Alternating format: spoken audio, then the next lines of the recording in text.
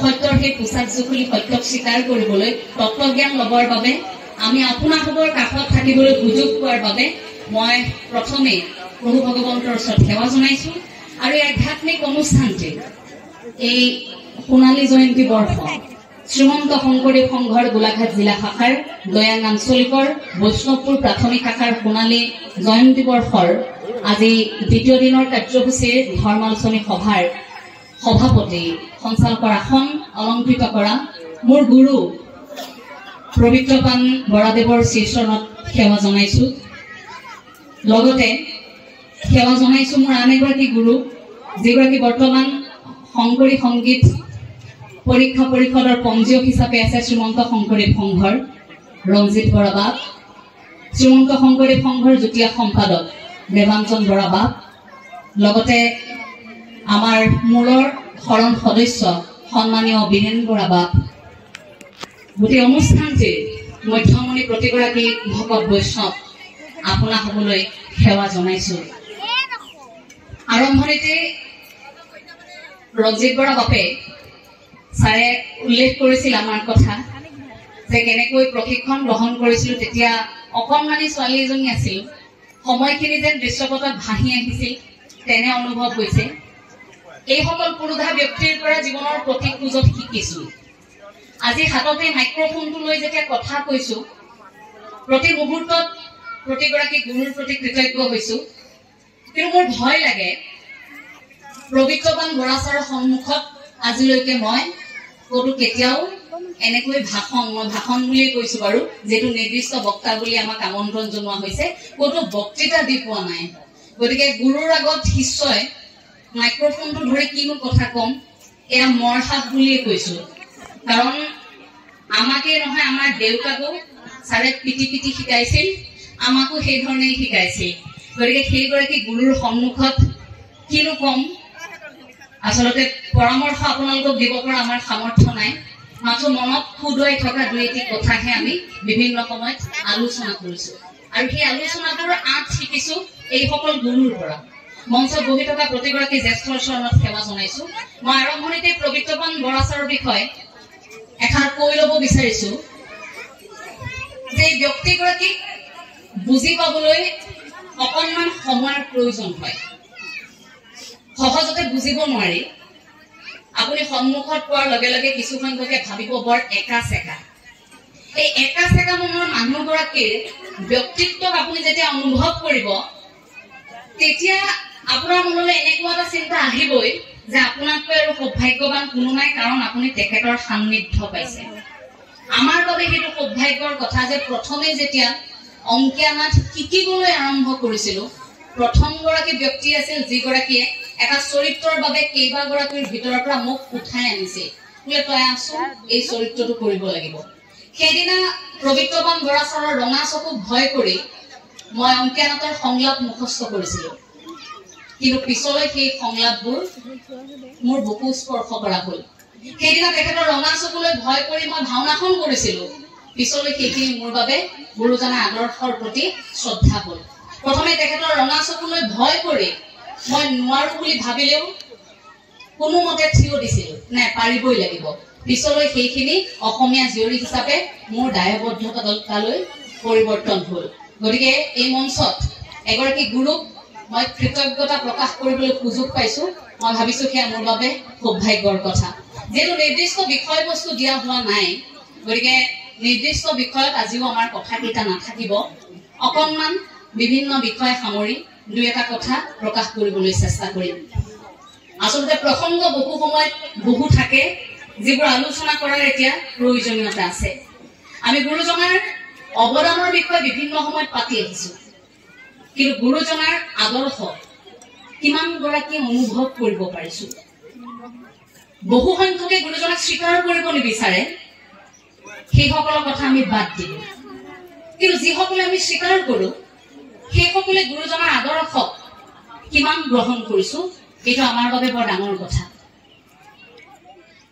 আমি এতিয়া যদি ভাবো পৃথিৱীৰ অসুখ হৈছে পৃথিৱীৰ অসুখ হলে মানুহৰ যেনেকৈ অসুখ হয় সেই অসুখ হোৱাৰ লগে লগে ঔষধ খাওঁ ভাল হয় কিন্তু পৃথিৱীৰ এতিয়া যেটো বেমাৰ হৈছে যেটো অসুখ হৈছে সমাজৰ যেটো বেমাৰ হৈছে সমাজৰ এই অসুখ কিন্তু কেৱল আধ্যাত্মিকতাইহে দূৰ কৰিব পাৰে অৰ্থাৎ পৃথিৱীৰ যে অসুখ হৈছে সেই অসুখৰ একমাত্ৰ ঔষধ হৈছে এতিয়া আধ্যাত্মিকতা আধ্যাত্মিকতা নামৰ ঔষধটো সেৱন কৰাৰ ফলতহে আমিবোৰ কিন্তু সুস্থ হৈ থাকিম এই অসুখবোৰ নোহোৱা কৰিবৰ বাবে আমি প্ৰতিগৰাকী অসমীয়াই কিন্তু আৰম্ভণিতে পণ ল'ব লাগিব আমি আৰম্ভণিতে ধ্ৰুৱৰ পৰা যদি আৰম্ভ কৰো সেই উত্তানপাত ৰজাৰ কোচত নবহি ঠেহ পতা ধ্ৰুৱক নাৰদে কেনেকৈ অন্তৰাত্মা শুদ্ধিৰ কথা শিকাইছিল ভাবিছিল 5 বছৰীয়া ধ্ৰুৱ গতিকে প্ৰথমে স্নান কৰি বাহ্যিকভাৱে তেওঁ শুদ্ধ হবলৈ কওঁ তাৰ পাছত অন্তৰাত্মা শুদ্ধিৰ কথা কওঁ আমি মানুহবোৰেও তেনেকৈ চাৰ্ফ চাবোন ঠিকেই লগাইছো অন্যান্য প্ৰসাধনৰ সামগ্ৰী ঠিকেই ব্যৱহাৰ কৰিছো বাহিৰটো ধুনীয়া কৰি ৰাখিছো কিন্তু অন্তৰখন শুদ্ধিৰ বাবে আমি কি কৰিছো এই যে আধ্যাত্মিকতাৰ কথাষাৰ কলো তাৰ মূল ভেটিটোৱে কিন্তু অন্তৰাত্মাৰ উপলব্ধি অন্তৰ শুদ্ধি গতিকে প্ৰতিগৰাকী নিজৰ মনটো শুদ্ধ কৰিম বুলি যদি প্ৰতিজ্ঞাবদ্ধ হয় প্ৰতিশ্ৰুতিবদ্ধ হয় কোনেও আমাক লেতেৰা কৰিব নোৱাৰে ধুলিয়ে আমাৰ শৰীৰটো লেতেৰা কৰিব কিন্তু মনটো লেতেৰা কৰিব নোৱাৰে গতিকে মনটোৰ শুদ্ধতাৰে আমি একত্ৰিত হ'ব লাগিব একেলগে আজি যে একেলগে আমি ইয়াত সমবেত হৈছো আমি সকলোৱে মনটোক নিয়ন্ত্ৰণ কৰিব পাৰিছো আজি মনটোক নিয়ন্ত্ৰণ কৰিব পাৰিছে বাবে আপুনি ভাবিল যে মই অনুষ্ঠানটিলৈ যাব লাগিব আপোনালোক আহিল মনটোক নিয়ন্ত্ৰণ কৰিব পাৰিছে বাবে আপোনালোকে আপোনালোকৰ প্ৰাথমিক শাখাৰ বিভিন্ন অনুষ্ঠান ভাগ আপোনালোকে আগ্ৰহাই নিছে কাৰণ সেয়া আপোনালোকৰ অনুষ্ঠান বুলি মনটোৱে কৈছে আহিবলৈ অনুমতি দিছে আপোনাৰ অসুখ কিন্তু নাই প্ৰাথমিকৰ অনুষ্ঠান যাবই লাগিব মনটোৱে অনুমতি দিছে আহিছে কিন্তু যিসকলক মনটোৱে অনুমতি দিয়া নাই যিসকলে মনটোক নিয়ন্ত্ৰণ কৰিব পৰা নাই সেইসকল হয়তো এতিয়াও অনুষ্ঠানলৈ অহা নাই সেইসকল হয়তো বিচনাত আছে অথবা অন্যান্য কামত আছে মনটোক যিসকলে নিয়ন্ত্ৰণ কৰিব পৰা নাই গতিকে এই মনুষ্যৰ শৰীৰটো কঢ়িয়াই ফুৰোতে প্ৰথম কথাটোৱে সেই মনটো যে মনটো থাকিলেহে মনটো নিয়ন্ত্ৰণ হৈ থাকিলেহে আপুনি মই মানুহ সেই আত্মাটো যে কঢ়িয়াই লৈ ফুৰিছো এটা উপলব্ধি গতিকে মনটোত প্ৰতি ঘণ্টাত প্ৰায় 12 পৰা 60,000 আমাৰ চিন্তা আহে সেই চিন্তাৰ অধিকাংশই বেবেৰি পাম অধিকাংশই বিশৃংখল চিন্তাই আমাক আগুৰি ধৰে গতিকে সেই চিন্তাৰ মাজত আমি উপলব্ধি কৰিব লাগিব চিন্তাবোৰ কোন দিশে গতি কৰিলে আমি ভাবি থকা সেই লক্ষ্যটোত উপনীত হ'ম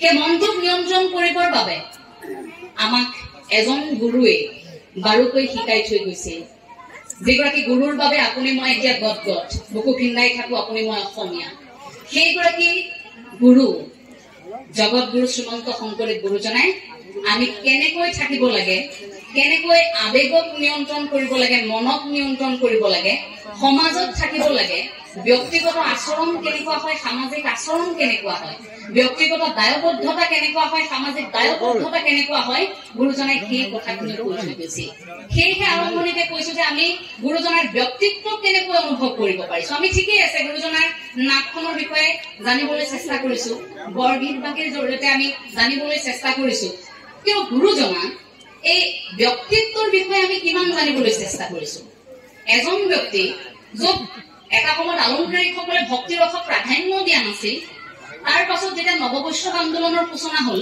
ভক্তি ৰসক প্ৰাধান্য দিয়া হল গুৰুজনাৰ প্ৰতি মাৰ্গতে ভক্তি ৰসক কিয় উপস্থাপন কৰিবলগীয়া হল এই যে ৰঞ্জিত বৰা ছাৰে আৰম্ভণিতে এই কথাষাৰ কৈছিল যে আমি এটা সময়ত গছৰ বাকলি পিন্ধি আছিলো কেনেকৈ থাকিব লাগে আমি সেয়াও জনা নাছিলো অৰ্থাৎ গছৰ খুৰুং পৰ্বতৰ গুহাত আমি বাস কৰি থকা জাতিয়ে আদিম মানুহে খেতি কৰিবলৈ জনা নাছিলো হাবিয়ে বননিয়ে ঘূৰি ঘূৰি এটা সময়ত কৃষি কৰ্ম কৰিবলৈ শিকিলো তাৰ পাছত লাহে লাহে আমি সেই নৈপৰীয়া জাতিটো আমি নৈৰ পাৰত চিঞৰি চিঞৰি নাম গাই থকা জাতিটোৱে নামঘৰত একেলগে আহি নাম লবলৈ শিকিলো কেনেকৈ শিকিলো কাৰ বাবে শিকিলো সমাজ পাতি বাস কৰিবলৈ শিকিলো কাৰ বাবে শিকিলো কেনেকৈ শিকিলো নামঘৰ প্ৰতিষ্ঠা কৰি থৈ যোৱা হল কিয় কৰি থৈ যোৱা হল আপোনাক মোক খাই কজিয়া কৰিবৰ বাবে নহয় এখন সমাজ আমাক দি থৈ গল সেইখন সমাজত আপুনি মই থাকিব পৰা নাই সেইবাবে মানুহে আমাক কি কয় বোলে শংকৰে পাতে ভকতে ভাঙে ভাঙিছো আপুনি মই সেই আদৰ্শটো কৰবাত আপুনি মই আঘাত কৰিছো এই কথাবোৰ যেতিয়া আমি মুকলিকৈ কওঁ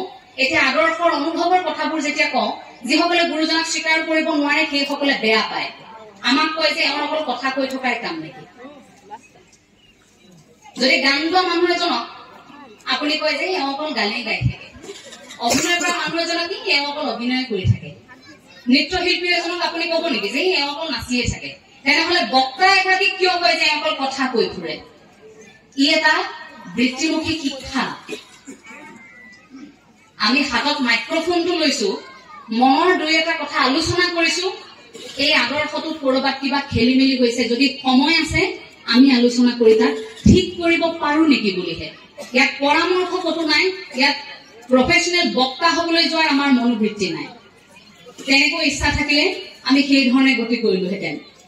আৰম্ভণিতে যে আমাৰ এটা চিনাকি দিয়া হৈছে যে আমি শ্ৰীমন্ত শংকৰদেৱ সংঘৰ এগৰাকী সংগী, এই কথাটোক মই গৌৰৱবোধ কৰো যে শ্ৰীমন্ত শংকৰদেৱ সংঘই সেই মজিয়াখন কিন্তু সাজু কৰি দিছে, য'ত গুৰুজনাৰ আদৰ্শক অনুভৱ কৰিব পাৰি। সেই অনুভৱখিনি কৰিবৰ বাবেহে হাততে মাইক্ৰফোনটো লৈছো। প্ৰয়োজন হলে ৰাজ্যৰ বিভিন্ন প্ৰান্তত এগৰাকী নহয় 10 গৰাকী 50 গৰাকীকৈ বক্তা ওলাওক, গুৰুজনাৰ কথা কওক। আমিও জানো যে প্ৰচাৰ প্ৰসাৰ নোহোৱাৰ বাবে কৰবাত কেনেকৈ গুৰুজনাক হেৰাই গৈছে। আমি এতিয়া মূৰ ঘমাই থাকো, চিন্তা কৰো বিশ্ব দৰবাৰত গুৰুজনাক প্ৰতিষ্ঠা কৰিব নোৱাৰিলো। কিন্তু ভুল কাৰ আছে? আমাৰ শেক্সপিয়াৰ নাটকৰ সৈতে আমি গুৰুজনাৰ নাটকৰ তুলনা কৰিব পাৰো নেকি?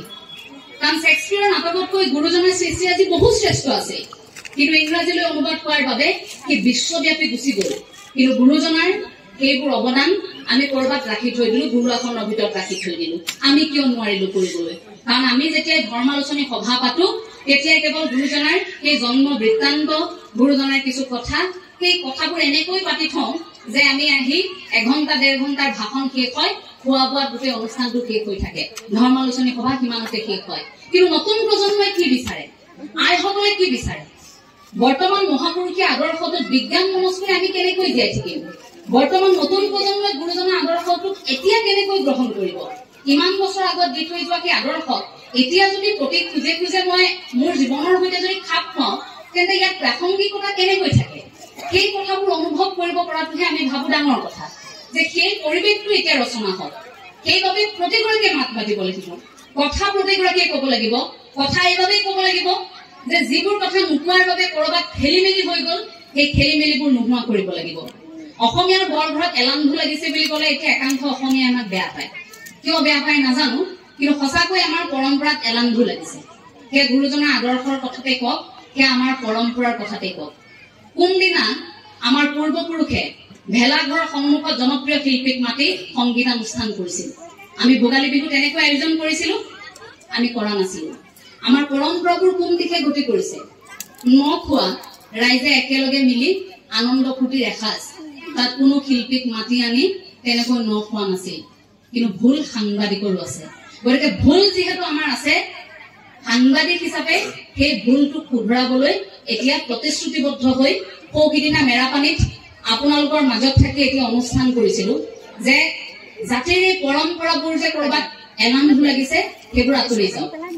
যিবোৰ অসমীয়াই পালন কৰিছিল নিভাজ পৰম্পৰা, অসমীয়াৰ যিবোৰ কথা, জাতিৰ যিবোৰ কথা, সেইবোৰ কথাহে আমাৰ মাজত থাকক। আৰু সেইবোৰ কথা থাকিবৰ বাবে আপুনি স্বীকাৰ কৰিবই লাগিব গুৰুজনাৰ কথা।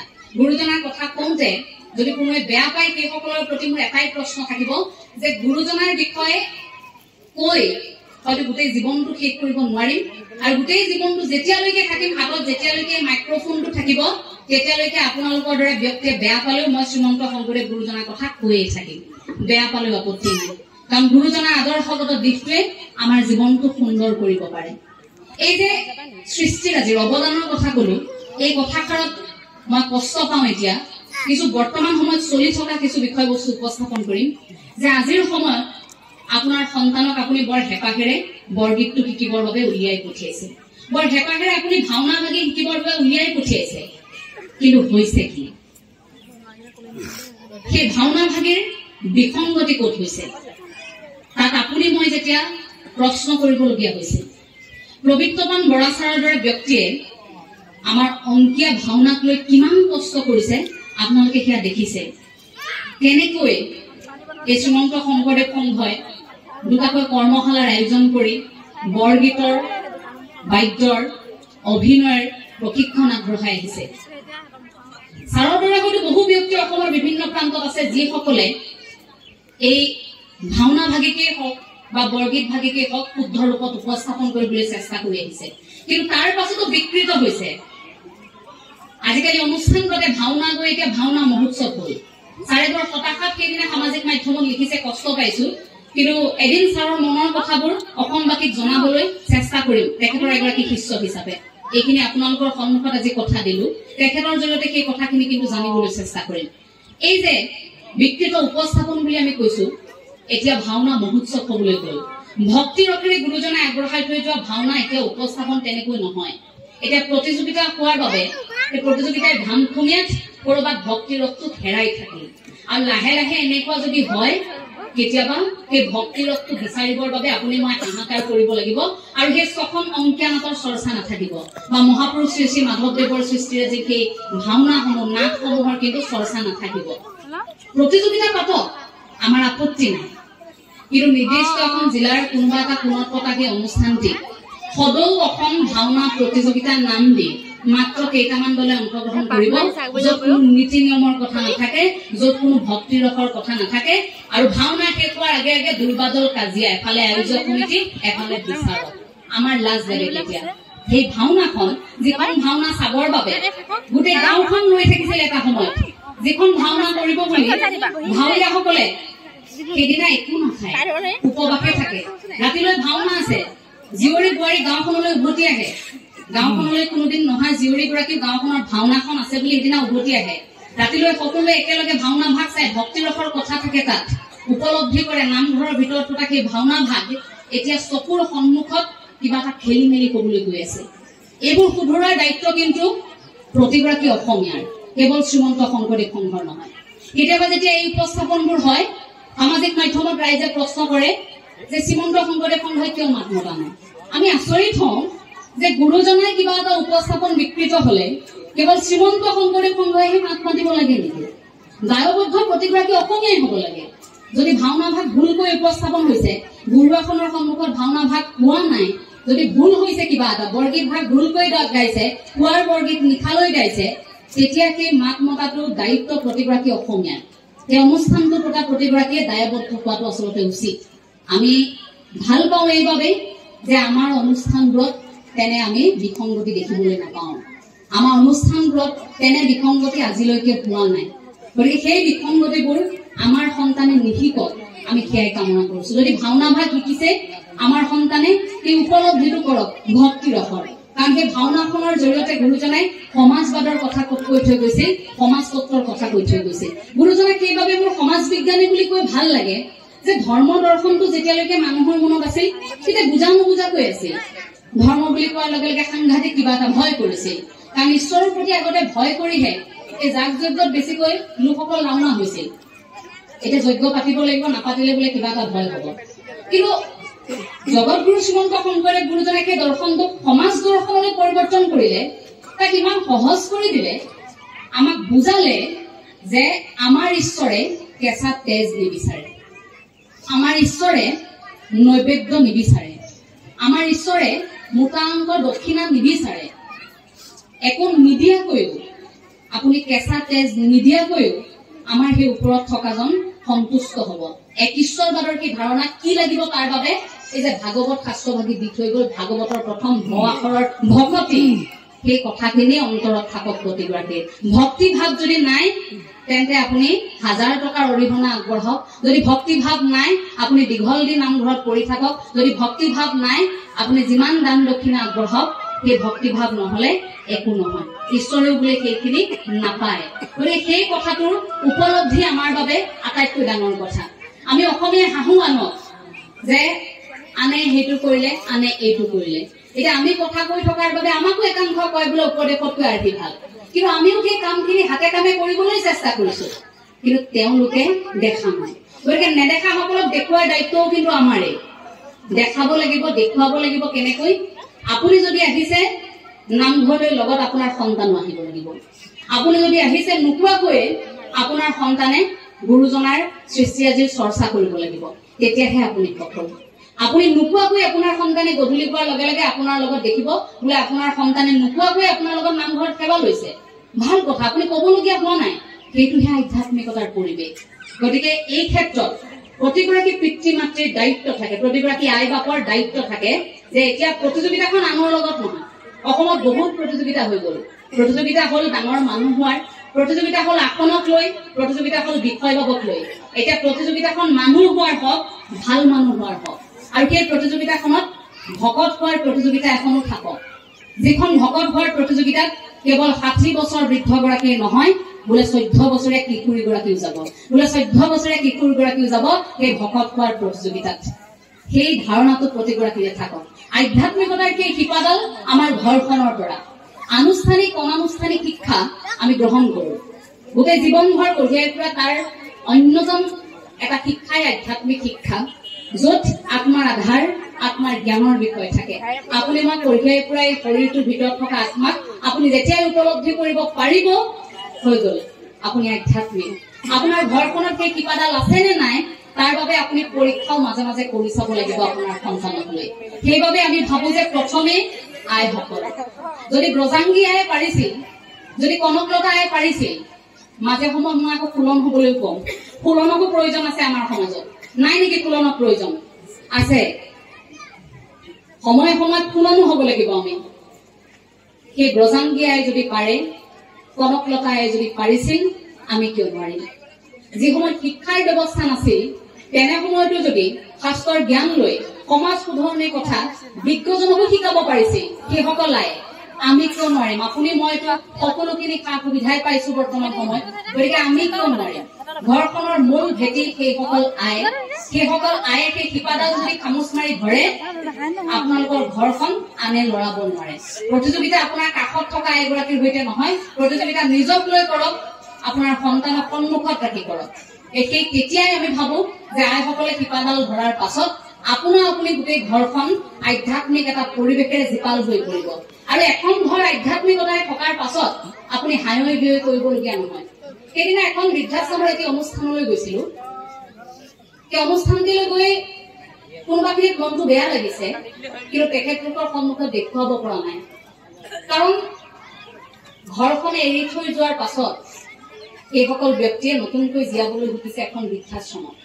এইটো আজিকালি আপোনাৰ মোৰ বাবে এটা সঁচা কথা বা এটা সঁচা কাহিনী হৈ পৰিছে। আপুনি অনুমান কৰকচোন, ল'ৰাটো গাঁওখনৰ পৰা বহুত সপোন লৈ চহৰত ভৰি থৈছে, চহৰত পঢ়িছে, তাৰ পাছত লাহে লাহে প্ৰতিযোগিতাৰ দৌৰত নামি পৰিছে যে মই এতিয়া কিবা এটা কৰিব লাগিব। লাহে লাহে প্ৰতিযোগিতাবোৰ বাঢ়িছে, ল'ৰাটোৰ বা ছোৱালীজনীৰ মনত এই কথাটো বেছিকৈ শিপাইছে, নাই সোনকালে চাকৰি এটা কৰিব লাগিব। লাহে লাহে লোভনীয় বেতনটো মনত সোমাইছে, কিবা এটা কৰিবই লাগিব। সেই লোভনীয় বেতনটোৱে কৰবাত কেতিয়াবা লৈ গৈছে উৰুৱাই বহিৰাজ্যলৈ অথবা বহিদেশলৈ, গুচি গল অন্য প্ৰান্তলৈ, ইয়াত ৰৈ গল তেওঁ পিতৃ মাতৃ। কেতিয়াবা অসুস্থ হৈছে, ঘূৰি আহিব পৰা নাই সময়মতে, চাকৰিৰ কথা উভতি আহিব নোৱাৰে। এখন এখন সঁচা ছবি।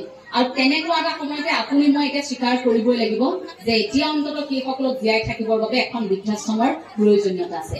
কিন্তু যদি আধ্যাত্মিকতাৰে আমিবোৰ জীপাল হৈ থাকো, ঈশ্বৰমুখী যদি চিন্তাধাৰাত থাকো, তেন্তে হয়তো তেনে বৃদ্ধাশ্ৰমৰ প্ৰসংগ লাহে লাহে আমাৰ মাজৰ পৰা নোহোৱা হৈ যাব। আপুনি চাব, গ্ৰাম্যাঞ্চলৰ তুলনাত চহৰ অঞ্চলত বৃদ্ধাশ্ৰমৰ প্ৰয়োজনীয়তা বেছি, গ্ৰাম্যাঞ্চলত নহয়। যৌথ পৰিয়াল মৰমেৰে আৱৰি ৰাখিছিল সকলোৱে সকলো, কিন্তু এতিয়া লাহে লাহে সেই পৰিয়ালবোৰ ভাঙি আমি ব্যক্তিগত স্বাৰ্থৰ এটা আন্ধাৰ কোঠাত লাহে লাহে নিজক বন্দী কৰিছো।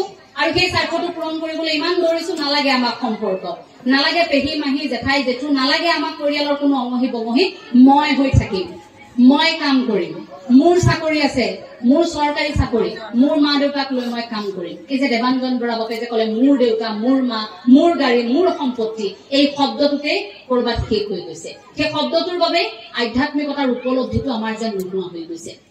এই যে তুমি আৰু মই, তই অথবা মই, এই তুমি আৰু মই অনুভৱৰ মাজৰ যিকণ ব্যৱধান থাকে, সেইকণ যদি উফৰাই যিটো উপলব্ধি কৰিব পাৰো, চূড়ান্ত উপলব্ধি, সেই উপলব্ধিটোৱে কিন্তু আমি।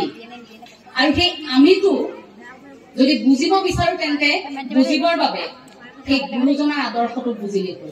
কাৰণ গুৰুজনে সৃষ্টিৰাজিত প্ৰতিবাৰে আমি ব্যৱহাৰ কৰি থৈ গৈছে। কোনো গুৰুজনে মই, কোনো তুমি ব্যৱহাৰ কৰা নাই। ভকতসকলে আমি একেলগে এই ধৰণৰ কথাবোৰ ব্যৱহাৰ কৰি থৈ গৈছিল। গতিকে ভাবক যে আমাৰ গুৰুজনে কিমান দূৰদৰ্শী আছিল যে আজিৰ পৰা বহু বছৰৰ পাছত এইখন সমাজ কেতিয়াবা বিশৃংখল হ'ব। এই মানুহখিনি আজি যিখিনিক মই মাহ প্ৰসাদ খুৱাই ৰাখি আছো, যিখিনিক মই আজি চিহ্নদাতা ভাওনাৰ জৰিয়তে মই সপ্ত বৈকুণ্ঠৰ কথা বুজালো, এই মানুহখিনি এদিন খেলি মেলি কৰিবই। হয়তো গুৰুজনাই সেই কথাটো অনুভৱ কৰিছিল। গতিকে কেনেকৈ আমি সেই আমি শব্দটোৰ বান্ধোনটোত থাকিব পাৰো, সেই কথাষাৰ হয়তো সেই তেনেকৈ বুজাই থৈ গৈছিল। কিন্তু সেই সৃষ্টিৰাজিক আপুনি মই অনুভৱ কৰিব নোৱাৰো। আমি এটা নিৰ্দিষ্ট দিনত ভাগৱত ব্যাখ্যা শুনো, আমি আন সময়ত শুনিব নোৱাৰো। কীৰ্তনখন মেলি চাবলৈ আমাৰ সময় নাই, আমি গুণমালা পঢ়িবৰ বাবে সময় নাই, বা নামঘোষাৰ জৰিয়তে ঈশ্বৰক প্ৰাৰ্থনা কৰিবলৈ আমাৰ সময় নাই। এলাহবোৰ লাহে লাহে বাঢ়িছে, কিন্তু তাৰ মাজতো সেই আধ্যাত্মিকতাক একাংশই ধৰি ৰাখিছে। সেইসকলৰ মাজত কিন্তু আপোনালোক পৰে। ধৰি ৰাখিছে বাবেই এখন প্ৰাথমিকে আজি 50 বৰ্ষ অতিক্ৰম কৰিলে। ধৰি ৰাখিছে বাবে একোটি আধ্যাত্মিক অনুষ্ঠানে 100 বছৰ 200 বছৰ গঢ়ি দিছে। কিন্তু ঐতিহ্যটোৰ পৰা আঁতৰি নোযোৱাকৈ গতি কৰিব লাগিব। সেই ঐতিহ্যৰ পৰা আঁতৰি নোযোৱাকৈ যদি গতি কৰে, তেতিয়াহে কিন্তু সেয়া আমাৰ বাবে বা সমাজৰ বাবে ই এটা ভাল লগা নিদৰ্শন হৈ থাকিব পাৰে। গতিকে গুৰুজনাই সেই আমি তত্ত্বটো বুজিবৰ বাবেও আমাক এতিয়া কিন্তু সময়ৰ প্ৰয়োজন। প্ৰতি সৃষ্টিৰাজি যদি আমি লুটিয়াও, তাৰ বাবে আমি হাতত প্ৰতিখন ধৰ্মগ্ৰন্থ তুলি ল'ব পাৰো। আধ্যাত্মিকতাৰ সেই অনুভৱটোৰ বাবে আমি প্ৰতিখন ধৰ্মগ্ৰন্থ তুলি ল'ব পাৰো। বোলে প্ৰতিখন ধৰ্মগ্ৰন্থই আমাক তেতিয়াই উপলব্ধি কৰাব আচলতে আপুনি কোন, মই কোন, আমিনো কি কৰিবলৈ গৈ আছো, আমাৰ সেই কৰ্ম উপলব্ধি। আজি যেনেকৈ এখন কাৰ্যসূচী প্ৰস্তুত কৰা হৈছে যে প্ৰতিটো সময়ত আমুকে ইমান সময় ভাষণ দিব, চাৰি কৈ গ'ল, তমুকে ইমান সময় দিব, ইমান সময়ত এই কাৰ্যসূচী, কিমান সময়ত সেই কাৰ্যসূচী। জীৱনটোৰ তেনেকুৱা এখন কাৰ্যসূচী আছে। সেই জীৱনটোৰ কাৰ্যসূচীখন সেইখনৰ আকৌ সভাপতি ওপৰত থকা গৰাকী। গতিকে সেইগৰাকী সভাপতিয়ে অনুমতি দিলেহে আমি ক'ব পাৰিম। যেনেকৈ পবিত্ৰপ্ৰাণ বৰাচাই অনুমতি দিয়াৰ লগে লগে আমি ক'ব পাৰিছো, কাৰণ তেখেতে নোকোৱাকৈতো আমি আহি চিধাই মাইক্ৰফোনটো লৈ আমাক একদম বক্তা মাতিছে, আগতীয়াকে আহি কথা কৈ দিব নোৱাৰো। ঠিক তেনেকৈ সেই ওপৰত থকা গৰাকী, সেই ওপৰত থকা সঞ্চালক গৰাকীয়েও আমাৰ জীৱনৰ সভাখনৰ পৰিচালনা কৰি আছে। তাত যিখন কাৰ্যসূচী দিয়া হৈছে, সেই কাৰ্যসূচীখন অনুভৱ কৰিব পাৰিব লাগিব। আমি সেই কাৰ্যসূচীখন লুটিয়াই সেইখিনি নিৰ্দিষ্ট সময়টোত আমি অনুভৱ কৰিব পাৰিব লাগিব যে মোৰ বাবে কিমানখিনি সময় দিয়া হৈছে, যে মই কোনখিনি সময়লৈকে কাম কৰিম।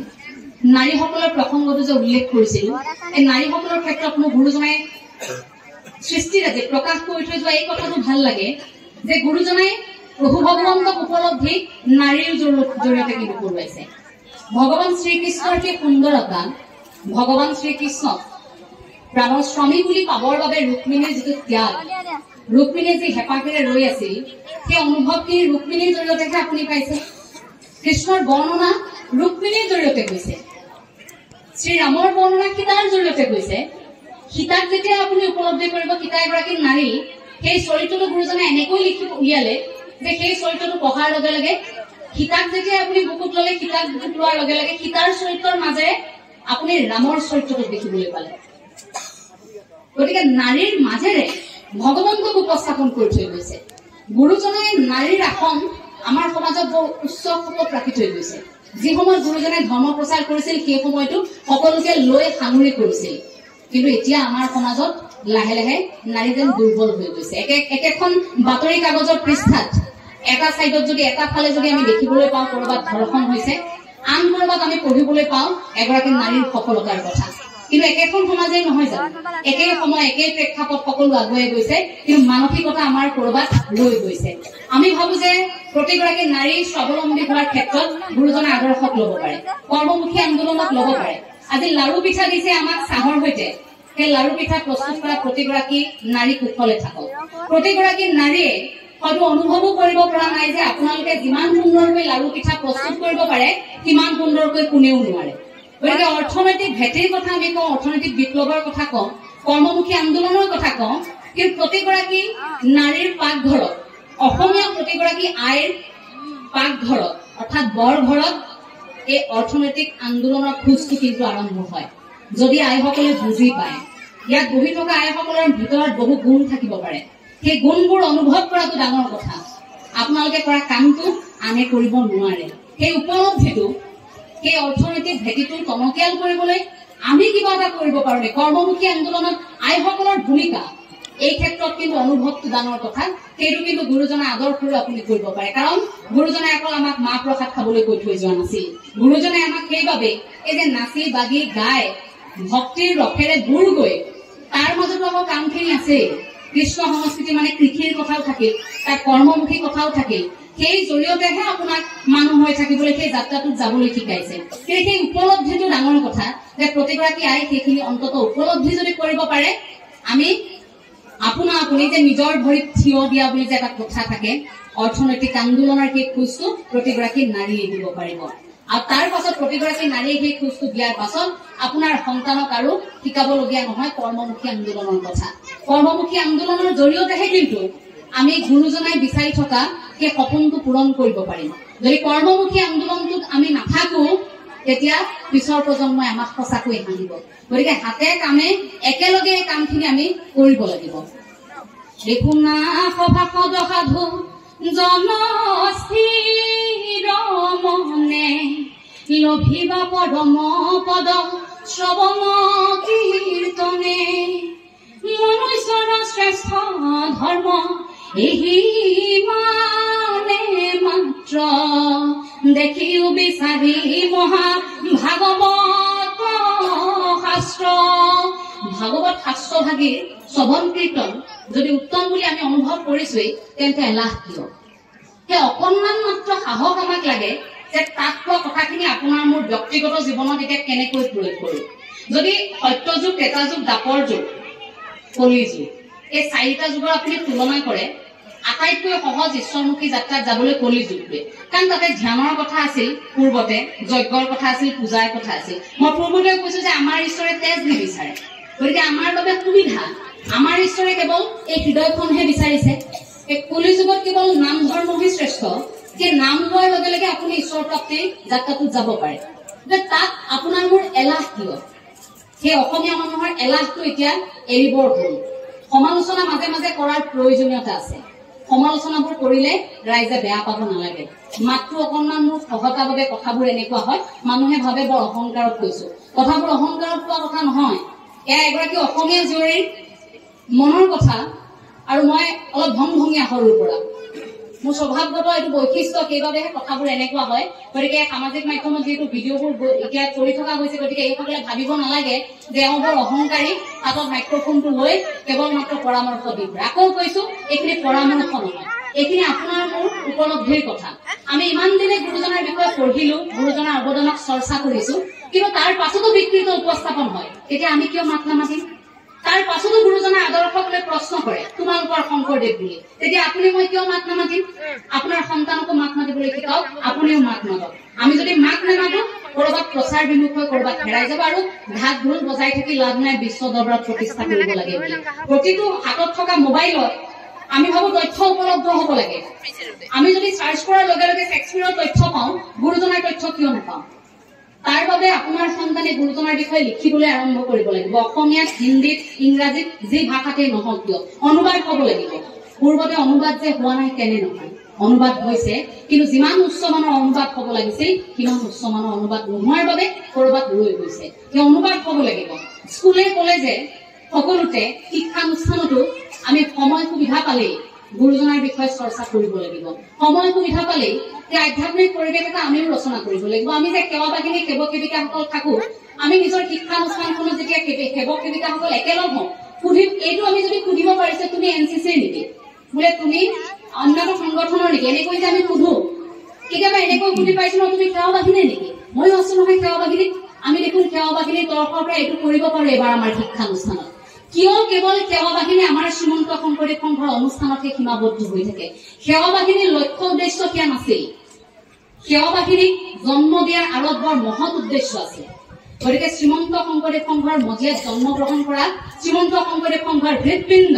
সেই সেৱা বাহিনীক উপলব্ধি কৰাটো প্ৰতিগৰাকী সেৱক সেৱিকাৰ দায়িত্ব প্ৰতিটো শিক্ষানুষ্ঠানতো আমি জীয়াই তুলিব পাৰো সেৱা বাহিনীক অসমৰ প্ৰেক্ষাপটত এটা সৰ্ববৃহৎ বা উত্তৰ পূব ভাৰতৰ প্ৰেক্ষাপটত এটা সৰ্ববৃহৎ এই সেৱা বাহিনীক আমি প্ৰতিষ্ঠা কৰিব পাৰো পৃথকে আমাৰ কাম কাজক লৈ কাৰণ আজি সেৱা বাহিনীয়ে যিখিনি কাম কৰি আছে আপুনি মই কথা কওঁতে কৰবাত ৰক্ত দান হৈ আছে আপুনি মই কথা কৈ থাকোঁতে কৰবাত এতিয়া আৰ্তজনক সহায় কৰিছে আমাৰ সেৱা বাহিনীয়ে কিন্তু এই কথাবোৰ অসমৰ বাকী মানুহে গম পায়নে নাপায় একান্ত লোকে ভাবে যে সেৱা বাহিনী ল'ৰা ছোৱালীবোৰ ক'ৰ অধিৱেশনত যেতিয়া দেখে যে হাতত মানৱ শৃংখল গঠন হৈ থাকে সেইবোৰ ল'ৰা ছোৱালী শংকৰদেৱ কোনোবাই ক'ৰ পৰা আনিল তাৰ পাছত তেওঁলোকক বুজাবলগীয়া হয় যে আমাৰ সেৱা বাহিনী বুলি এনেধৰণৰ এটা সংগঠন আছে য'ত 4 লাখ সেৱক সেৱিকা আছে যিসকলে সেৱাৰ কথা কয় মানৱ ধৰ্মৰ কথা কয় যিসকলে নিজৰ মায়ামোহ ত্যাগ কৰি কেইকেইটা দিন ঈশ্বৰ প্ৰাপ্তিৰ বাবে ভকত সেৱাৰ বাবে নিজক উৎসৰ্গা কৰে গতিকে সেই কথাবোৰ আপুনি মই সততে আলোচনা কৰি থাকিব লাগিব আলোচনা কৰা এতিয়া সময় প্ৰয়োজন হলে নিজৰ ঢোল নিজে বজাব লাগিব এতিয়া অনুষ্ঠানটো আমাৰ নিজৰ কৈ আছো সেৱা বাহিনীৰ কথা গতিকে নিজৰ ঢোল নিজে বজোৱাৰ নিচিনাই হৈছে কিন্তু বজাব লাগিব এই নিজৰ ঢোলটো নিজে বজোৱাৰ প্ৰয়োজনীয়তা আছে তেতিয়াহে এই যিসকলে কাণ বন্ধ কৰিছে কাণ থাকিও চকু বন্ধ কৰিছে চকু থাকিও সেইসকলে সেইখিনি উপলব্ধি কৰিব যদি সেৱা বাহিনীক তেনেকৈ মহৎ উদ্দেশ্যত জন্ম দিয়া হৈছে সেই উদ্দেশ্যটো সফল কৰাৰ দায়িত্ব আমাৰ সেই দায়িত্বক আমি পালন কৰিব লাগিব প্ৰতিগৰাকী অসমীয়াই জ্যেষ্ঠসকল আছে বহু কেইগৰাকী জ্যেষ্ঠক মই দেখিছো যে কোনোমতেহে খোজ কাঢ়িব পাৰিছে তেনে সময়তো কিন্তু অনুষ্ঠানটিলৈ আহিবলৈ এৰা নাই অৰ্থাৎ মনৰ জোৰটো এৰি দিয়া নাই সৰুগৰাকী আই হয়তো দাঁতেই নাই আই হয়তো বৰ মিচিক মচাকৈ হাঁহি আই কথা কেইটা শুনি আছে আই মই নাতি সমূহ গতিকে এই যে চিৰ তৰুণ হৈ থকা এইসকল আমাৰ ভকত বৈষ্ণৱ এই আই বাপসকলক কম যে বয়স 60 বছৰ হৈছে যদি জীয়াই থাকো 120 বছৰ তেন্তে 60 বছৰ হৈছেহে দেই 60 বছৰ হলেই এইটো বাদ দি 60 হৈছেহে আৰু 60 জীয়াই থাকিব লাগিব গতিকে আধা বয়স হৈছেহে এতিয়া ডেকা হৈছেহে এতিয়া মনৰ জোৰটো পেলাই দিব নালাগিব আপোনালোকে এতিয়া ডেকা হৈছে পিছৰ 60 বছৰ কেনেকৈ থাকিম সেইটো পৰিকল্পনা কৰিব লাগিব প্ৰতিগৰাকী বৃদ্ধই ভাবি নলব এতিয়া আৰু আমি এনেকৈ অনুষ্ঠান পাতি থাকিম আৰু নামঘৰলৈ আহিছো নহয় আপোনালোকৰ অনুষ্ঠানবোৰত এতিয়া ব্যতিক্ৰমী কাৰ্যসূচী গ্ৰহণ কৰক ভাল লাগে বাহিৰৰ দেশৰ সৈতে যদি তুলনা কৰো বাহিৰৰ দেশত আপুনি চাব এটা নিৰ্দিষ্ট বয়স হোৱাৰ লগে লগে কৃষকসকলক মানসিকভাৱে সুস্থিৰ হৈ থাকিবৰ বাবে কিছু কাৰ্যসূচী লোৱা হয় বৃদ্ধসকলৰ মাজত খেল ধেমালি বৃদ্ধসকলৰ মাজত বিভিন্ন ধৰণৰ সাংস্কৃতিক প্ৰতিযোগিতা সাহিত্যৰ প্ৰতিযোগিতা এইবোৰ পতা হয় কিন্তু আমাৰ নহয় আমাৰ কি হয় ককা আহিছে ককাক বহিবলৈ দেচোন ককাক কাষৰীয়া কৰি ককাক গামোচাখন পিন্ধাই ককাক বহাই থৈ দিলে কিয় ককাৰ বয়স হ'ল ককা এইবোৰ এতিয়া কৰিব নোৱাৰে আই বোলে বয়স হ'ল আই কতৰাই দিয়ে কিন্তু ককা আইতাকো অন্তৰ্ভুক্তি কৰোৱাৰ দায়িত্বটো আমাৰ সেইসকলেহে সমাজখন ধুনীয়া কৰি ৰাখে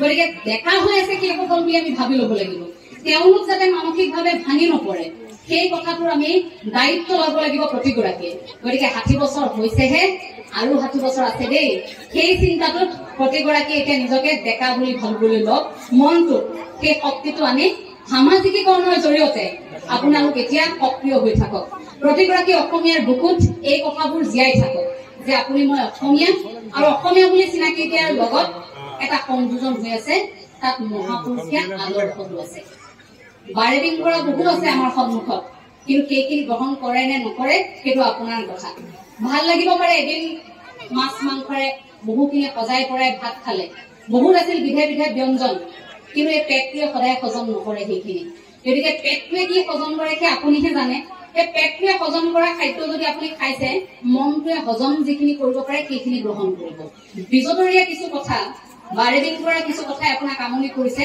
হজম কৰিব পৰা নাই মনটোৱে সেইখিনি আপুনি আঁতৰাই দিয়ক আবেগিক আমি হওঁ আবেগক নিয়ন্ত্ৰণ যদি কৰিব লাগে তেন্তে তাৰ উদাহৰণ অৰ্জুন যেতিয়া ৰথখন আগবঢ়াই নিবলৈ গৈ আছে অৰ্জুনে সন্মুখত দেখিছে যে গোটেই পৰিয়ালৰ মানুহ দেখোন এইখিনি মই যাব নোৱাৰিম আৰু কৃষ্ণ কৈছে সকাব নোৱাৰিম আৰু যাবলৈ বোলে নহয় তুমি ৰথ আগুৱাই নিয়া নহয় চোৱাচোন সন্মুখত এইসকল মোৰ পৰিয়ালৰ মই তেওঁলোকক কেনেকৈ বধ কৰিম মই নোৱাৰিম দেই লগে লগে মূৰ্ছা গৈছে আবেগক নিয়ন্ত্ৰণ কৰিব পৰা নাই ঢলি পৰিছে তাত সুস্থিৰ হোৱাৰ পাছত আপুনি তেওঁক কি বুলি ক'ব এতিয়া অৰ্জুনক কি বুলি ক'ব মানসিকভাৱে অসুস্থ বুলি ক'ব নে সুস্থ বুলি ক'ব আমি যদি চিন্তা কৰো সেই সময়খিনি যদি আমি থাকিলোহেঁতেন আমি কি বুলি ক'লোহেঁতেন অৰ্জুনক সুস্থ বুলি ক'লোহেঁতেন নে অসুস্থ বুলি ক'লোহেঁতেন মনোবিজ্ঞানৰ ভাষাটো মানসিকভাৱে অসুস্থই হ'লহেঁতেন কাৰণ আবেগক নিয়ন্ত্ৰণ কৰিব পৰা নাই তেতিয়া অৰ্জুনে লগে লগে ঢলি পৰাৰ পাছত উঠি প্ৰশ্ন সুধিছে আকৌ কৃষ্ণক যে সন্মুখত থকা এইসকলক মই কেনেকৈ বধ কৰিম হাজাৰ মোৰ শত্ৰু হওক মই নোৱাৰিম মোৰ পৰিয়াল তেতিয়া কৈছে কৃষ্ণই যে তুমি যিসকলক সন্মুখত দেখি আছা তাৰ ভিতৰত থকা প্ৰতিগৰাকী আত্মাক তুমি বধ নকৰা সেই শৰীৰটোৰ পৰা আত্মাক তুমি মুক্তিহে দিবা তুমি নামাৰিলেও তেওঁলোক মৰিবই অৰ্থাৎ মই নামাৰিলেও তুমি মৰিবা তুমি নামাৰিলেও মই মৰিম কোনোবাই কাৰোবাক নামাৰিলেও বা স্বাভাৱিক মৃত্যু নহলে আমি এদিন মৰিবই লাগিব অৰ্থাৎ মৃত্যু হবই আত্মাটো এই দেহটোৰ পৰা ওলাই যাবই গতিকে তুমি সেইটো চিন্তা কৰিব নালাগে যে তুমিহে তেওঁলোকক বধ কৰিছা কোনেও কাকো ইয়াত বধ কৰিব নোৱাৰে আত্মাটো কোনেও হত্যা কৰিব নোৱাৰে আৰু তেতিয়া সেই কথাষাৰ অৰ্জুনে উপলব্ধি কৰি তাৰ পাছত সেই আবেগক নিয়ন্ত্ৰণ কৰি তেওঁ আগবাঢ়িছিল সেই আবেগক নিয়ন্ত্ৰণ কৰি যোৱাৰ সময়খিনিত তেওঁৰ লগত আছিল বন্ধু হিচাপে শ্ৰীকৃষ্ণ সৎ সংগ বন্ধু বন্ধু বুলি কোৱাৰ লগে লগে বোলে লগত সদায় এনে এজন মানুহ আমাৰ থাকিব লাগে পেঞ্চিল আৰু ৰবৰৰ দৰে এই সম্পৰ্কবোৰ যেনেকৈ পেঞ্চিলডালে লিখি গৈছে ভুল হৈছে কাষতে থকা ৰবৰ টুকুৰাই পটাপট মোহাৰি দিছে ঠিক তেনেকৈ আমাৰ জীৱনতো তেনে ব্যক্তিৰ প্ৰয়োজন আছে কৰবাত ভুল হৈছে এজনে শুধৰাই দিছে সেইজনে ভুল কৰিছে আপুনিও শুধৰাই দিছে কিন্তু সকলো যদি সেই পেঞ্চিল হবলৈ যায় বা সকলো যদি ৰবৰ হবলৈ যায় তেন্তে সেই সত্যটোক স্বীকাৰ কৰিবলৈ আমাৰ বহু সময় লাগিব পেঞ্চিল ৰবৰৰ দৰে যদি সম্পৰ্কবোৰ হয় এই বেয়াবোৰ মচি মচি লাহে লাহে গৈ থাকিব পাৰিম দুটা কথা থাকে বোলে অতীতক যোৱাহে পাহৰি অতীতক নাযাবা পাহৰি এতিয়া মানুহ কৰিল নে বিমূৰত বোলে অতীতক পাহৰি যাম নে অতীতক পাহৰি নাযাম দুজন কবিয়ে দুভাগে কৈ থৈ গৈছে কিন্তু স্বীকাৰ কৰিব আপুনি কোনটো সেই কথাটোৰ বাবে আপুনি সেই পৰিস্থিতিটোক অনুভৱ কৰিব লাগিব আপুনি সত্যটোক স্বীকাৰ কৰিব লাগিব সেই সত্যটোক স্বীকাৰ কৰিবলৈ যাওঁতে আপুনি কি তেতিয়াহে অনুভৱ কৰিব যে এইখিনি সময়ত এতিয়া মই অতীতক পাহৰি যোৱাটো উচিত নে এইখিনি সময়ত মই অতীতক নাপাহৰাটো উচিত সেই কথাবোৰৰ উপলব্ধি মানুহ হিচাপে আমি ভাবো যে জীৱনবোধত সেই কথাখিনি আমাক যথেষ্ট এটা শক্তি যোগায় অকণমান সকলো নিমাত হৈ আছে কিবা কাহিনী এটাকে কব বিচাৰিছো কাহিনী বুলি কোৱাৰ লগে লগে হাঁহি ভাবিলে কৌতুকে কব এতিয়া এজন নামতি বন্ধুৱে সহায় কৰে প্ৰতি বিপদে আপদে এতিয়া নামতি সেইদিনা বিপদত পৰিছে নামতিক টকা কেইটামান লাগে টকা কেইটা যোগাৰ কৰি পটাপট এঠাইলৈ যাব লাগে এতিয়া কি কৰিব নামতিয়ে প্ৰতিবাৰে বন্ধুক খোজে বন্ধুৱে প্ৰতিবাৰে দিয়ে কিন্তু এইবাৰ অলপ বেয়া লাগিছে ই প্ৰতিবাৰে তাক খুজি থাকো এইবাৰো যদি তাক খোজো ইমান মোক কি বুলি ভাবিব মোৰ আত্মসন্মান নাই নেকি এনেকৈ ভাবিছে আজি এবাৰ নুখোজোচোন মই নুখুজিলে লাজতে খোজা নাই কিন্তু নামতিয়ে যে নাম লৈ ফুৰে ঈশ্বৰকে কৈছে প্ৰভু আজি 12 বজালৈকে নাম ল'ম তোমাৰ গতিকে 12 বজালৈকে নাম ল'ম তুমি কিন্তু কিবা এটা মিলাই দিব লাগিব মোক টকা কেইটা তুমি যোগাৰ কৰি দিব লাগিব এতিয়া ওপৰত থকাজনে টকাৰ যোগাৰ কৰি দিয়া নাই ওপৰত থকাজনে নামি আহি টকা কেইটা দিব পৰা নাই এতিয়া 12 বজালৈকে নাম লৈ আহি নামতি বিচনাত দীঘল দি পৰিছে কি হল টকা কেইটাটো নাপালে উপায় নাপায় প্ৰভু কৈছে তুমিতো ফাঁকি দি দিলা ৰে তোমাৰ লগত দেখোন গোটেই দিনটো ব্যস্ত হৈ থাকো 12 বজালৈকে নাম ললো তথাপিও তুমি মোক বিপদটোৰ পৰা উদ্ধাৰ নকৰিলা যি কি নহওক মই কিবা এটা কৰো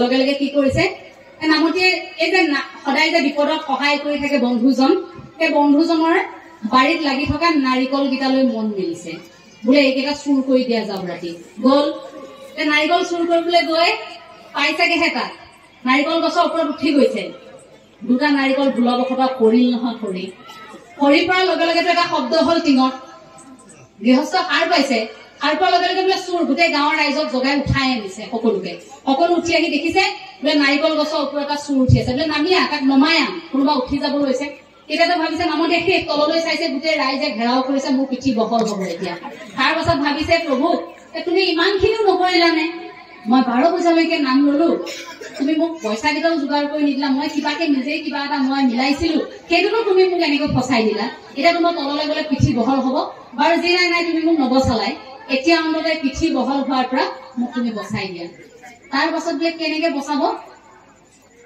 লগে লগে নাম এফাকি মনলৈ আহিছে নামতিৰ ওপৰত নামতিয়ে গাবলৈ আৰম্ভ কৰিছে হে কিনো তোমাৰ লীলা প্ৰভু কিনো তোমাৰ লীলা হে বৈকুণ্ঠলেহে আনিম বুলি গছত উঠাই দিলা তলৰ পৰা বহিছে মোৰ নামতি দেখোন নামতি কি গাইছে ওপৰত বোলে কিনো তোমাৰ লীলা প্ৰভু কিনো তোমাৰ লীলা হে বৈকুণ্ঠলেহে আনিম বুলি গছত উঠাই দিলা ৰাইজে ভাবিছে আয়ো আমাৰ নামতি কিবা এটা গাইছে দেখোন বোলে কি কিনো তোমাৰ লীলা প্ৰভু কিনো তোমাৰ লীলা বৈকুণ্ঠলে আনিম বুলি গছত উঠাই দিলা নামতি কোনোবাই গছত উঠালে নমাই আন লগে লগে নমাই আনিছে গাঁৱৰ ৰাইজে কি হল দেখি নামতিয়েতো এনেকুৱা কাম নকৰে লগে লগে নামতিক নমাই আনি পানী দুনি খুৱাই বোলে কি হল নামতিয়ে আৰম্ভ কৰিছে বোলে কালি শুই আছিলো শুই থকাৰ সময়তে বগা সাজ পৰিহিত আহিল নহয় বাপ প্ৰভু বোলে ব'লা হা দুই বৈকুণ্ঠৰ পৰা আহোঁ। মই বোলো নাযাওঁ প্ৰভু, মোৰ কাম আছে, কাইলৈ টকা কেইটামান যোগাৰ কৰিব লাগে। হেই মই ৰথ লৈ আহিছো, তুমি আহা, মই সাউতকে তোমাক বৈকুণ্ঠৰ পৰা ফুৰাম আৰু তোমাক লৈ আহিম। মই মনা নাছিলো, লগে লগে মোক ৰথত উঠাই আনিলে। ৰথখন মই মন কৰিছো লাহে লাহে দেখোন ওপৰলৈ গৈ আছে। তাৰ পাছতে মন কৰিছো ওপৰতো ৰথখন লাগি ধৰিছে, তললৈ চাইছো তলত আপোনালোক। চাওকচোন বাৰু এনেকুৱা কৰিব লাগে নে? ৰাইজে ভাবিছে আইও দেহি আমাৰ নামতীয়েতো এনেকুৱা কাম নকৰে। তাৰ পাছত নামতীয়ে সেইখিনি সময় কি কৰিছে যে ৰাইজক যিহেতু এই কথাষাৰ কলো, কিন্তু মই সঁচা কথা এটা কৈ দিয়াই যাওঁ। লগে লগে নামতীয়ে কৈছে যে মোৰ অলপমান অসুবিধা হৈছে, মই কেইটামান টকাৰ যোগাৰ কৰিব পৰা নাই, গতিকে মই দুশ্চিন্তাত পৰিছো। ৰাইজে তেতিয়া বোলে আৰে নামতী বিপদত পৰিছে, আমি সহায় নকৰিম, আমাৰ এই নাম গুণ গাই তেওঁ আমাক বিপদে আপদে সহায় কৰে, গতিকে সেইগৰাকী নামতীক সহায় কৰাৰ দায়িত্ব আমাৰ। লগে লগে কি কৰিছে নামতীক সকলোৱে 10 টকা 20 টকা যিয়ে যেনেকৈ পাৰে টকা দি বিপদটোৰ পৰা উদ্ধাৰ কৰিলে। নামতী সেই বিপদটোৰ পৰা উদ্ধাৰ হল। উদ্ধাৰ হোৱাৰ লগে লগে সকলোৱে ভাল পাইছে। নামতীয়েও তেতিয়া উপলব্ধি কৰিছে যে আজি যদি মই সত্যটোক স্বীকাৰ কৰি এই কথাখিনি কৈ নিদিলোহেঁতেন, হয়তো মোৰ অন্তৰ শুদ্ধি নহলহেঁতেন। মই যে চুৰি কৰিবলৈ আহিছিলো এই কথাটোত ঈশ্বৰে মোক সহায় নকৰিলে, কাৰণ ঈশ্বৰৰ মই গুণানুকীৰ্তন কৰি থাকিব পাৰো, কিন্তু ওপৰত থকাজনে অন্তৰৰ শুদ্ধতাৰেহে আপোনাক বিচাৰিছে। আপুনি চুৰি কৰিবলৈ গৈছে, ওপৰত থকাজনে সেইটোত সহযোগিতা আগ নবঢ়ায়। আপুনি অপৰাধ কৰিবলৈ গৈছে, সেইখিনিত ওপৰত থকাজনে আপোনাক সহযোগিতা আগ নবঢ়ায়। সেই কথাটো নামতীয়ে সেইদিনা বাৰুকৈ উপলব্ধি কৰিলে। সেইবাবে এইটো ভাবি ল'ব নালাগে যে আমি যে ইমান সময় নামঘৰত আছো, ইমান সময় নাম লৈছো, ইমান সময় প্ৰাৰ্থনা কৰিছো, গতিকে আমি বিপদত নপৰো। মই 1 মিনিটেই প্ৰাৰ্থনা কৰিছো, সেই 1 মিনিটটোত কিমান শুদ্ধ অন্তৰে কৰিছো।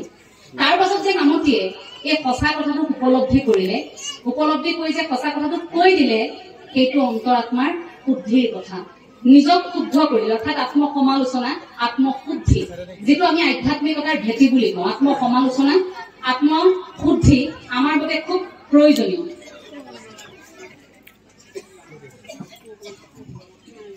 আত্মশুদ্ধিৰ সেই প্ৰয়োজনীয়তাই আপোনাক মোক অনুভৱ কৰিবলৈ কয়। এনেকুৱা কাগজৰ টুকুৰা আহিলে আমি ভাবো ছুটি কৰিবলৈ কৈছে। আচলতে কথা কৈ থাকোতে এনেকুৱা যেতিয়া কাগজৰ টুকুৰা আহে, এতিয়া আকৌ কথাবোৰ সলনি হৈছে, তেতিয়াই গম পাওঁ যে কিবা এটা বিশেষ আছে। ইয়াত লিখা আছে যে কবিতাটো গাবলৈ কোৱা হৈছে।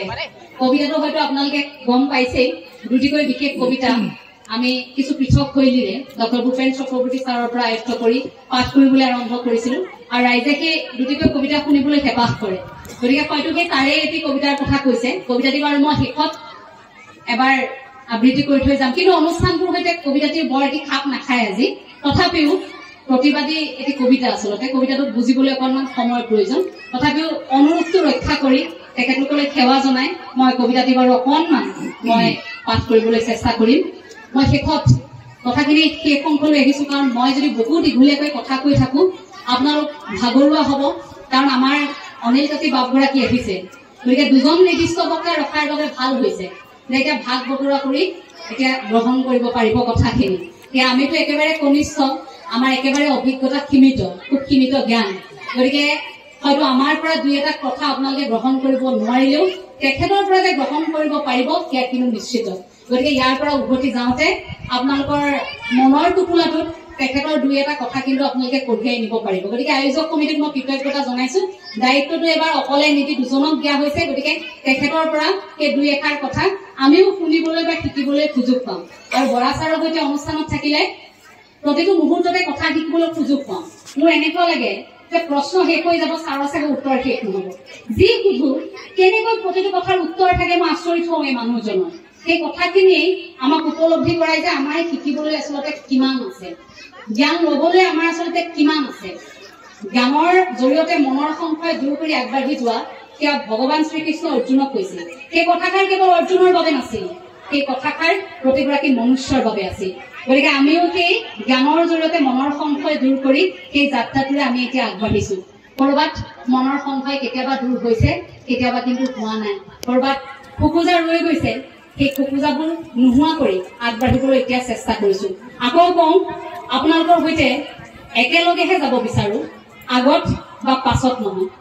একেলগে এই আদৰ্শগত দিশটোত আমি কাম কৰিব বিচাৰো। কেৱল কথা নহয়, কামেৰে আমি যাব বিচাৰো যে য'ত বিশৃংখল হৈছে, য'ত ভুল উপস্থাপন হৈছে, য'ত আদৰ্শক নস্যাৎ কৰা হৈছে, তাত এটা উত্তৰ হয় আমি সকলোৱে মিলি এটা উত্তৰ হ'ব বিচাৰো তাৰ বাবে সমালোচনাৰ কাৰপাত যদি মই অকলে হজম কৰিবলগীয়া হয় তেনেহলে সেই অকলে হজম কৰিবলৈ মই সাজু আছো মাত্ৰ আপোনালোকে আশীৰ্বাদ কৰিলেই হ'ল আপোনালোকে আশীৰ্বাদ কৰিলে এইখন অসমত যিখিনি থুনুকা হৈ পৰিছে কথা সেইবোৰ আমি আকৌ সতেজ কৰিব পাৰিম আমাৰ বুকুৰ মাজত খুৱাই থকা কথাবোৰ আলোচনা কৰি আমি এনেকৈ ধৰ্মালোচনী সভাৰ জৰিয়তে আমাৰ শিক্ষানুষ্ঠানৰ অনুষ্ঠানৰ জৰিয়তে আধ্যাত্মিক অনুষ্ঠানৰ জৰিয়তে আমি সেই কথাবোৰক আকৌ জীয়াই তুলিব পাৰিম প্ৰতিগৰাকীয়ে সেই কথাটো প্ৰতিশ্ৰুতিবদ্ধ হ'ব লাগে আমি ভাবো যে প্ৰতিখন ধৰ্মালোচনী সভাত এটা সমস্যাৰ কথা কৈ তাৰ সমাধানৰ প্ৰসংগও আলোচনা কৰিব লাগে আৰু সেই সমাধানটো কেইটামান দিনৰ ভিতৰতে কাৰ্যকৰী হ'ব লাগে নহলে কি হয় ই কাৰ্যকৰী নোহোৱাকৈ কিতাপে পত্ৰই মাথো ৰৈ যায় আৰু কিতাপে পত্ৰই অৰ্থাৎ মাত্ৰ লিখিত অৱস্থাত থাকিলে ব্যৱহাৰিক জীৱনত নহলে সেই কথাবোৰ তাতেই ৰৈ যায় আমাৰ বাবে একো লাভালাভ নহয় গতিকে সমস্যাবোৰ যদি আলোচনা কৰিছো সেইটো সমাধানো কৰিব লাগে আমি যদি আজি কথা শুনিছো একেলগে যদি কথা শুনা এটা পৰিৱেশ ৰচনা কৰিছো এই কথাখিনিৰ সমস্যাটো সমাধানত অংশগ্ৰহণ প্ৰতিগৰাকীয়ে কৰিব লাগিব বুলি আমি অনুভৱ কৰো যদি প্ৰতিগৰাকীয়ে অনুভৱ কৰে তেন্তে হয়তো সেই বেয়া লগাবোৰ আমাৰ মনৰ পৰা নোহোৱা হ'ব বাৰু যি কি নহওক শেষত গুৰুজনাৰ আদৰ্শগত কথাখিনি আপোনালোকৰ বুকুত প্ৰতিদিনেই প্ৰতি খোজেই শিপাই থাকক সেয়া কামনা কৰিছো আপোনালোকৰ এগৰাকী কনিষ্ঠ হিচাপে আপোনালোকৰ বুকুত কৃষিজীৱী অসমীয়া হিচাপে আপোনালোকৰ বুকুত এটা গৌৰৱী মন আছে মই মেৰাপানীলৈ আহোঁতে দেখিছিলো আপোনালোকে এডোখৰ মাটিও পৰি থাকিবলৈ দিয়া নাই কৰবাত যদি বন্ধাকবিৰ খেতি কৰিছে কৰবাত বিলাহীৰ খেতি কৰিছে জলকীয়াৰ খেতি আদা নহৰু পিঁয়াজ হালধি কি খেতি আপোনালোকে কৰা নাই খেতি কৰিছে সকলোখিনি কৰ্ম আপোনালোকে কৰিছে পৰম্পৰা আপোনালোকে পালন কৰি গৈছে গতিকে কৃষিজীৱী আপোনালোকৰ মন এটা আছে এই মনটোক জীয়াই ৰাখিলেই হ'ল মাথো এই মনটোক বেলেগে যাতে আঘাত কৰিব নোৱাৰে সেইটো ভাবিলেই হ'ল নহবা আমি আন আন প্ৰান্তত যেনেকৈ এতিয়া কান্দিবলগীয়া হৈছে যে আমাৰ পথাৰখন নাই কি হল আনে দখল কৰিল আমাৰ ভঁৰালটো নাই কি হল আনে দখল কৰিল তোমাৰ বাৰীৰ বাঁহ গাছ মই বনালো কৰিছা তোমাকেই বেছি ধান দুন ললো কথাটো মন কৰিছা উদ্যোগ গুচি গল হাতৰ পৰা আপুনি মই কান্দি লাভ নাই কাৰণ ল'ৰাটোক খেতি কৰিবলৈ আমি সাহসেই দিয়া নাই তাক যদি কৈ আছো বোলে চাকৰিটোহে বিচাৰ তাক কোৱাই নাই ঘৰত পৰি থকা মাটিখিনি তুমি দেখোন কোন খেতিও কৰিব পাৰা এই সাহসটোৱেই দিয়া নাই গতিকে কৃষিজীৱী অসমীয়া হিচাপে আপোনালোকৰ মনত যিটো গৌৰৱ দেখিছো আপোনালোকৰ মুখবোৰত সেইবোৰ কথা ফুটি উঠিছে সেই গ্ৰামাঞ্চলৰ আভাস এটা আপোনালোকৰ চকুত দেখিছো গতিকে সেইখিনিক অনুভৱ কৰি আপোনালোকক কৈছো যে এই মনটো আপোনালোকে জীয়াই ৰাখক লাচিত বৰফুকনে সেই মৈদামৰ পৰা হয়তো আজিও কয় যে মই মোমাইক কটা নাছিলো